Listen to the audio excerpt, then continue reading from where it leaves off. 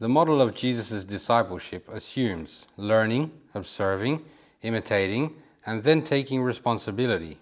Jesus gives the disciples different tasks. Sometimes they are administrative, other times they are for proclamation and direct ministry. I want you to see together with me an important difference. Jesus delegates ministry in one way in Matthew 10 and in another way in Matthew 28. Essential differences between Matthew 10 and 28. Who initiates and who leads? Matthew 10, Jesus leads directly. The disciples work under his supervision. They return and give a report. Matthew 28, Jesus gives the mandate and leaves physically. They lead the work in his name. The idea of process in Matthew 10, they learn to do. In Matthew 28, they become permanent sent ones. The purpose of the mission. Matthew 10, training mission. Jesus teaches them dependence, courage, the message, and discernment. The emphasis falls on formation. Matthew 28, life mission. The purpose is multiplication, make disciples. The emphasis falls on reproduction. Matthew 10 means guided practice. Matthew 28 means reproduction. The target audience. Matthew 10, clear limitations.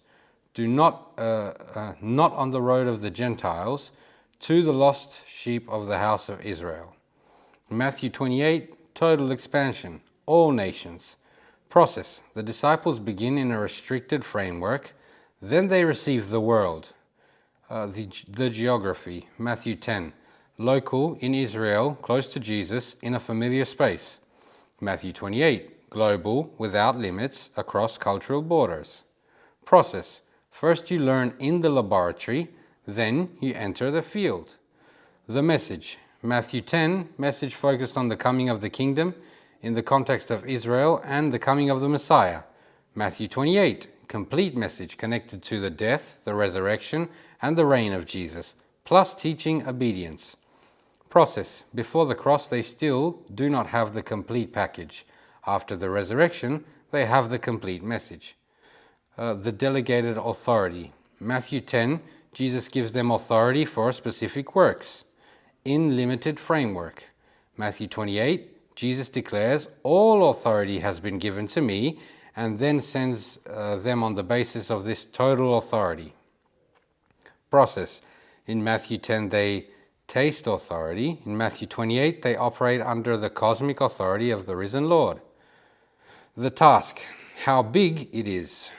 Matthew 10, specific task, go, preach, heal, cast out demons, depend on hosts, remain there. Matthew 28, total task, go, make disciples, baptize, teach to keep everything I have commanded. Matthew 10, you do ministry. Matthew 28, you form people who do ministry. The duration and style. Matthew 10, temporary sending for a stage in Jesus' ministry. Matthew 28, permanent mandate for the entire era of the church. The content of the formation. Matthew 10, mission rules, persecution, discernment, dependence. Matthew 28, complete curriculum, everything I commanded you, meaning the entire disciple life.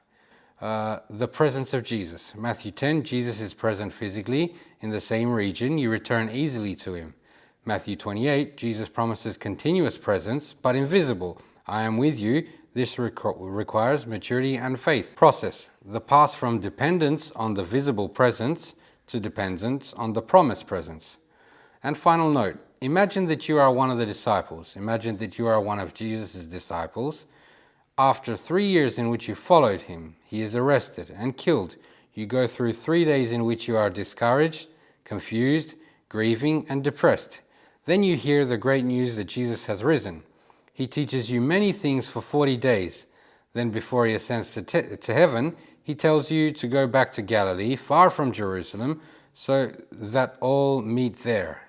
And you ask yourself, can't he do it here? Why exactly there? Why move so much? Now the reason. When you arrive on the mountain, you see the map of your discipleship. You see the Sea of Galilee. You see the villages where you served.